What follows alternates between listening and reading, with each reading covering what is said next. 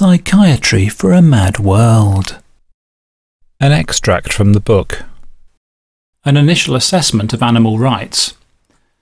It is difficult when looking at the issue of animal rights not to write in emotive terms. The abuse of animals is so widespread and extreme. Each year 50 billion animals are killed for human interests in the world, for food, experimentation, entertainment and fashion. Let's look at experimentation first. Many experiments done on animals are for medical research. This aspect of animal use may be deemed to be unfortunate but justifiable by many, but there is suffering involved nonetheless. Animals are given diseases by injection or manipulation.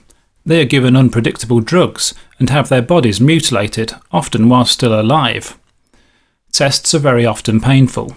The British Union for the Abolition of Vivisection found that in 2004, 61% of animals used in tests were not given anaesthetics. Many of the drugs developed by animal testing are to treat diseases of affluence caused by unhealthy diets and lifestyle in wealthy countries such as diabetes, high blood pressure, heart disease, strokes, obesity and anxiety.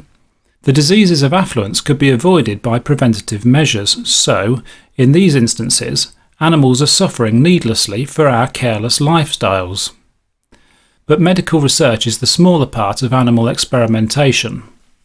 Animals are routinely used for research in the field of psychology. It may seem that non-physical experiments could be less painful. Often this is not the case. For example, electric shocks form a part of many psychological tests. The ingenuity of the suffering which is inflicted in psychological tests is often astonishing. In a series of experiments in the 1960s, psychologists Harlow and Suomi studied the effects of isolation on infant monkeys. In tests, the monkeys were taken at birth and housed in solitary confinement in a stainless steel chamber without contact with any other animal or human. The experimenters concluded that the conditions would induce a state in the monkeys where, quote, the primary social responsiveness is fear, end quote. The two scientists went further and devised a plan to provide baby monkeys with a surrogate monster mother. In one test, baby monkeys were allowed to bond with a cloth monkey, which would eject high-pressure compressed air, which would practically blow the infant's skin off.